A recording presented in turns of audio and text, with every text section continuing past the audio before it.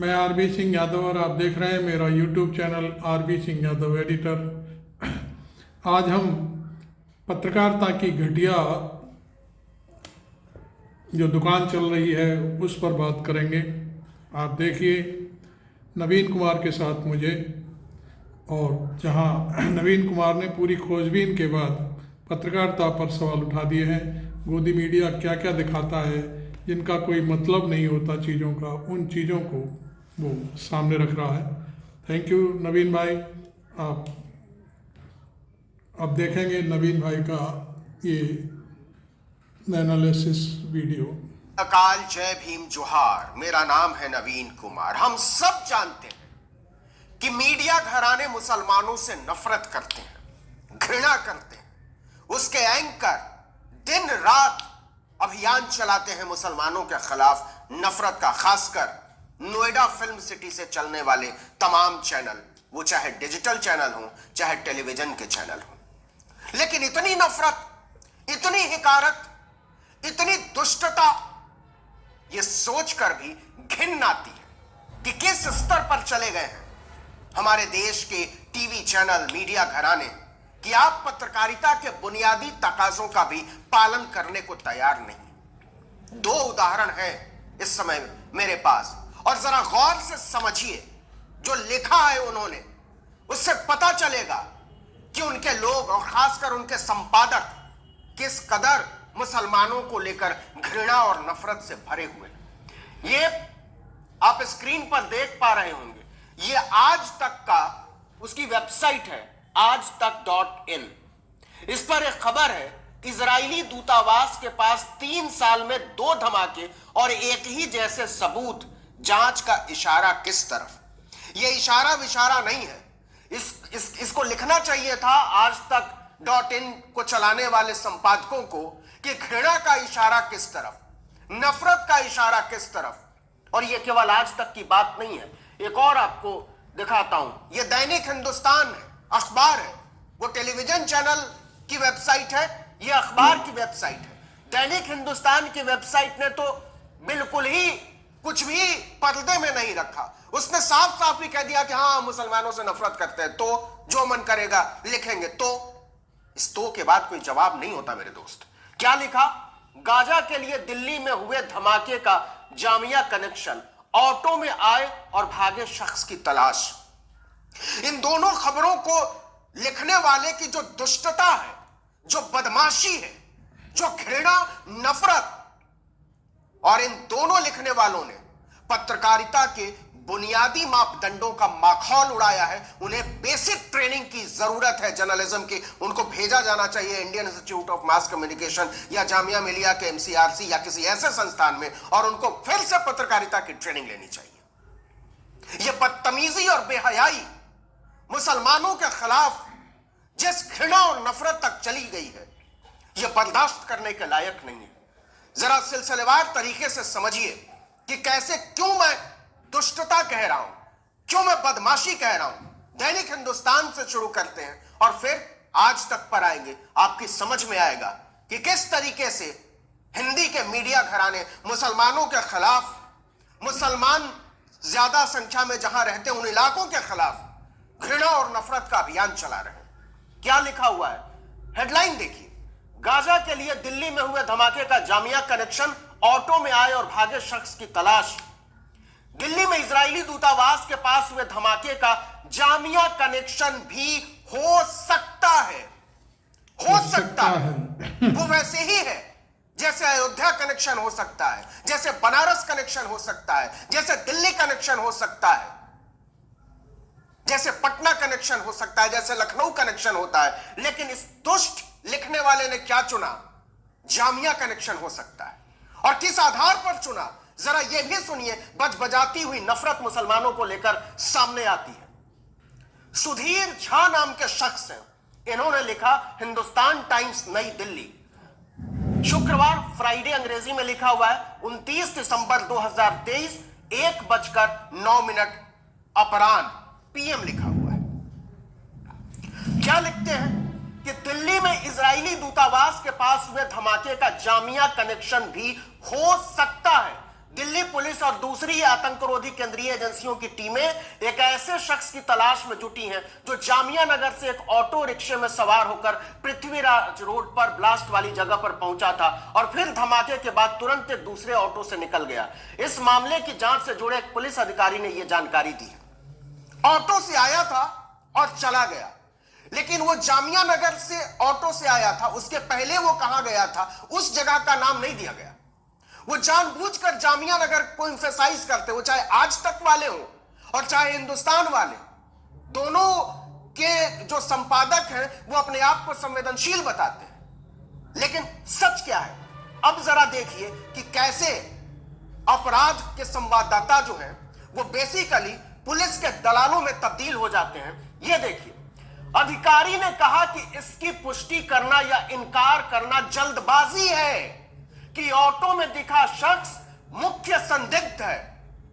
खुद जिस आदमी ने भी यह खबर लिखी है और हिंदुस्तान के संपादक को इतनी समझ नहीं है, और अगर समझ है तो फिर वो आदमी निहायत बेहया है, बदतमीज है और पत्रकारिता में होने का उसको अधिकार नहीं है। सुधीर झा ने ही लिखा, जिसकी हेडलाइन ये है कि जामिया कनेक्शन, एक्सक्लेमेशन लगाकर ये सोचते हैं कुछ भी लिख देंगे। जामिया कनेक्शन लिखने के बाद नीचे ये लिखता है आदमी कि अधिकारी ने कहा कि इसकी पुष्टि करना या इनकार करना जल्दबाजी है। मतलब ये खबर एग्जिस्ट ही नहीं करती है। आपने सिर्फ जामिया का नाम लेने के लिए, क्योंकि जामिया एक मुस्लिम नाम है, एक इस्लामिक नाम लगता है, वहां जामिया मिलिया यूनिवर्सिटी है जहां 25,000 के लगभग छात्र छात्राएं पढ़ते हैं, वहां ज्यादातर मुसलमान रहते हैं, तो आपने बिना किसी आधार के लिख दिया कि जामिया कनेक्शन हो सकता है। और पहले ही लाइन में ये आदमी पुलिस अधिकारी, उसी पुलिस अधिकारी के हवाले से लिखता है कि जल्दबाजी है पुष्टि करना या इनकार करना। मतलब ये खबर एग्जिस्ट नहीं करती है। आगे देखिए, अधिकारी ने कहा, अच्छा ये भी आसपास लगे सीसीटीवी कैमरों की निगरानी के बाद ये लोग जांच के दायरे में आए हैं। धमाके के वक्त मौके पर दिखे लोगों में 2 बाइक सवार और 1 स्कूटर सवार थे। कुछ लोगों की पहचान कर ली गई है, उनका रिकॉर्ड खंगाला गया है। पहचान पूरी नहीं हो पाई है इसलिए जांच चल रही है। पहचान पूरी नहीं हुई है लेकिन खबर लिखने की जल्दी है। फिर देखिए, एक अन्य पुलिस अधिकारी ने कहा कि वे फेस रिकॉग्निशन सिस्टम की मदद ले रहे हैं ताकि धमाके वाली जगह पर मौजूद लोगों की पहचान हो सके। टीमें धमाके से पहले के दिनों के सीसीटीवी फुटेज की भी जांच कर रही है और पता लगाया जा रहा है कि क्या संदिग्ध रेकी करने भी आए थे। पुलिस का कहना है कि फॉरेंसिक रिपोर्ट अभी नहीं आई है। पुलिस ने फिलहाल एफआईआर दर्ज नहीं की है। मतलब किसी भी तरीके से यह बेसिक तौर पर भी कोई खबर नहीं बनती है। इसका मतलब यह है कि आप एक कौम के लोगों को बदनाम करने के लिए, उस कौम से जुड़े हुए इलाके और संस्थानों को बदनाम करने के लिए दैनिक हिंदुस्तान घृणा का अभियान चला रहा है। कोई और देश होता तो इस अखबार का बाइकॉट हो चुका होता, लेकिन यह भारत है और भारत में जिस तरीके की हुकूमत इस समय है, उसके आसपास और उसकी वैचारिकी के आसपास दिखना संपादकों की मजबूरी है। हम समझ सकते हैं इस मजबूरी को, लेकिन हुजूर इस स्तर पर तो मत उतारिए कि आप निर्वस्त्र नजर आने लगे। यह तो हुई दैनिक हिंदुस्तान की बात, यह घटना का जिक्र है। अब चलिए आज तक पर, यह दैनिक हिंदुस्तान अखबार, आप लोग, आप में से बहुत सारे लोग इस समय लगता होगा कि अखबार बड़े पवित्र हैं और टेलीविजन चैनल जो हैं वो बड़े गंदे हैं, लेकिन अखबारों का भी यही रोल है। यह दैनिक हिंदुस्तान मैंने आपको दिखा दिया, यह रिपोर्ट है जो लिखा हुआ रिपोर्ट में, उस रिपोर्ट में कुछ भी नहीं है। हो सकता है के नाम पर यह लिखा हुआ है कि, और आधार क्या है कि जामिया नगर से ऑटो में चलकर पृथ्वीराज रोड आया था। तो मेरे भाई, वो जामिया, मान लीजिए जामिया नगर, हो सकता है वो जामिया नगर अयोध्या से चलकर आया हो, तो आपने ये क्यों नहीं लिखा कि अयोध्या कनेक्शन है? हो सकता है उससे पहले वो बनारस गया हो, तो आपने क्यों नहीं लिखा कि काशी कनेक्शन है? हो सकता है कि बीच में वो पेशाब करने के लिए जो है वो कहीं श्रीनिवासपुरी में उतरा हो, तो आपने क्यों नहीं लिखा श्रीनिवासपुरी कनेक्शन है? कोई कनेक्शन जो है वो पुष्टि ही नहीं है, इसलिए आप ये भी लिख देते हैं कि पुलिस अधिकारी ने कहा कि हम पुष्टि भी नहीं कर सकते और हम इसका खंडन भी नहीं कर सकते। मतलब किसी भी तरीके से अगर बेसिक तमीज जिसको कहते हैं, बुनियादी तमीज पत्रकारिता को बरतने की, वो किस तरीके से गायब होती चली जा रही है, इसका दुर्दांत और खूंखार उदाहरण है ये न्यूज पीस। लेकिन दैनिक हिंदुस्तान ही क्यों, आज तक की ये हेडलाइन है, इजरायली दूतावास के पास 3 साल में 2 धमाके और एक ही जैसे सबूत, जांच का इशारा किस तरफ? मैं बताता हूं जांच का इशारा किस तरफ, नफरत की तरफ, मुसलमानों से घृणा की तरफ, उन इलाकों से नफरत और घृणा की तरफ जहां मुसलमान रहते हैं। और मुझे अफसोस है यह बताते हुए कि जिस टीम ने भी यह खबर लिखी होगी, क्योंकि नीचे यह लिखा हुआ है, यह तस्वीर लगाई हुई है, अरविंद ओझा, नई दिल्ली, 29 दिसंबर 2023, अपडेटेड 29 दिसंबर 2023, 7:35 भारतीय समयानुसार सुबह। यह रिपोर्टिंग है। अब आइए किस तरीके से यह बदतमीजी और बेहयाई की जो इंतहा है, यह अखबार और टेलीविजन के चैनल कर रहे, इसको समझने की जरूरत है बहुत महीन तरीके से। क्या लिखा इस आदमी ने?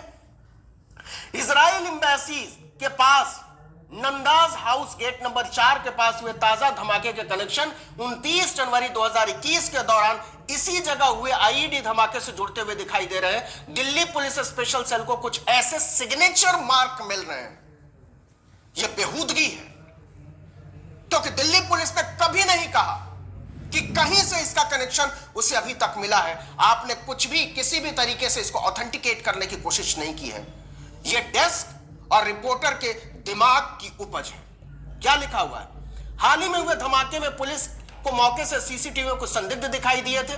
उन सीसीटीवी की मैपिंग की गई तो संदिग्ध ऑटो में बैठे हुए इंडिया गेट की तरफ जाते दिखाई दिए, जिसके बाद कई ऑटो चालकों से पूछताछ की गई, जिसके आधार पर जानकारी मिली कि संदिग्ध जामिया इलाके में जाकर उतरे। इसके बाद से जामिया इलाके में जांच पड़ताल की जा रही है। बता दें कि साल 2021 में 29 जनवरी को इजराइल एम्बेसी के बेहद करीब आईईडी धमाका हुआ था। उस मामले में सीसीटीवी होना चाहिए मेरे ख्याल से संदिग्धों की पहचान की गई थी और उनकी भी तलाश जामिया में ही जाकर खत्म हुई थी। गौर कीजिए, जामिया में ही जाकर खत्म हुई थी। इसके बाद क्या लिखा हुआ? लेकिन वो आरोपी आज तक गिरफ्तार नहीं हुए हैं। आज तक नहीं यह फैसला सुना दिया कि जो संदिग्ध थे वो जामिया नगर से जुड़े हुए थे, और पुलिस नाकाम हो गई, गिरफ्तारी नहीं हुई, अभी तक गिरफ्तारी नहीं कर पाई। उन आरोपियों का सुराग देने वाले पर 10 लाख रुपए इनाम देने का ऐलान किया है। बदमाशी, बेहूदगी और बदतमीजी की इंतहा मैं इसलिए इसको बता रहा हूं कि इसको हाईलाइट किया गया है। यह जो जामिया नगर वाला इलाका है, ये जो जामिया का इलाका है, ये आज तक .in के संपादक हाईलाइट करके दिखाते हैं ताकि ये अभियान पता चले कि हम मुसलमानों से नफरत करते हैं, ये पता चले कि आज तक मुसलमानों से घृणा करता है, इसका ऐलान करना है। हमेशा टारगेट किया जाता है। अफसोस के साथ कहना पड़ता है कि ये जो जिस क्राइम टीम ने इसको लिखा है, उसके संपादक मेरे बड़े अजीज दोस्त हैं, उनका नाम है शम्स ताहिर खान। शम्स ताहिर खान बहुत संवेदनशील इंसान माने जाते हैं, कवि हृदय हैं, बहुत पुख्ता तरीके से खबरों की पड़ताल करते हैं। लेकिन उनकी टीम, उनकी क्राइम टीम ने जो किया है, इस पर शम्स भाई आपको ध्यान देना चाहिए, क्योंकि यह किसी एक रिपोर्टर का सवाल नहीं है, यह पत्रकारिता पर पूरे विश्वास का सवाल है। उन लोगों पर विश्वास का सवाल है जिनसे शब्दों के चयन की उम्मीद करता है यह समाज, जिनसे इस देश को उम्मीद है कि वो बहुत सोच समझकर लिखते होंगे, वो बहुत सोच समझकर बोलते होंगे। हम और आप ये कोई नहीं है, सत्य बड़ा है, फैक्ट इज सैक्रेड। लेकिन आपकी टीम ने तथ्य के साथ जो गंदा, घटिया, घिनौना, क्रूर और बर्बर मजाक किया है, उसने शर्मिंदा किया है। उसने शर्मिंदा किया है उन लोगों को जो लोग पत्रकारों में और पत्रकारिता में यकीन करते हैं, जो विश्वास रखते हैं कि अगर कुछ लिखा गया है, अगर कुछ छपा है, तो वो सच छपा है। मैं जानता हूं कि टेलीविजन में इस देश के लोगों का विश्वास शून्य हो चुका है, टेलीविजन की विश्वसनीयता धराशायी हो चुकी है। लेकिन प्लीज छापे के अक्षरों पर नवीन कुमार यही ने आज बनाए पत्रकारिता पर ही सवाल बरकरार उठाए रखें। हैं, ये जिसमें किसी सड़े गंदे घिनौने दिमाग वाले एक रिपोर्टर समाचार की पत्र बात नहीं है। को और एक बात है न्यूज चैनल को उस बेसिर बड़ी पैर शय की की, खबरें लिखने और जिसे हम बड़े दिखाने की गुमान बात के साथ, बड़े कही गुरूर गई के है। साथ पत्रकारिता कहते हैं, जिस थैंक यू नवीन खबर का भाई। न कोई सिर है न पैर है, आपको बदमाशी के साथ हेडलाइन चुना ये जाता है और न्यूज कैसी लगी, दैनिक ये हिंदुस्तान वीडियो कैसा लगा, और आज तक आप जैसे इस पर संस्थान जरूर लिखें। टेलीविजन तो करते हैं, लेकिन अब वेबसाइट पर भी यही हो रहा है। और हालांकि मेरे इसमें कोई चैनल को अफसोस की सब्सक्राइब बात कर नहीं है, लें। क्योंकि उसी आज तक से जुड़ी हुई एक बड़ी नामी वेबसाइट ने दलितों के खिलाफ अभियान छेड़ रखा है। वो जानबूझकर उन मेहमानों को बुलाते हैं जो दलितों को गाली दें, जो आरक्षण को गाली दें, जो मुसलमानों को गाली दें। हालांकि कोई इसमें आश्चर्य की बात नहीं है, लेकिन फिर भी थोड़ा बहुत जो विश्वास बचा हुआ है उसको अगर बचा कर रखा जा सके, वही बड़ी बात होगी। Thank you. मैं जानता हूं मैं जो बोल रहा हूं उसका कोई अर्थ नहीं है आज की तारीख में, क्योंकि इस देश के चैनल और मीडिया संस्थान अपनी लकीर खींच चुके हैं, अपना रास्ता चुन चुके हैं। अपने शब्द और अपने विषय वो कहां से चुनते हैं, ये हमसे छुपा हुआ है कि आपसे छुपा हुआ है, कौन नहीं जानता। इस वीडियो में इतना ही।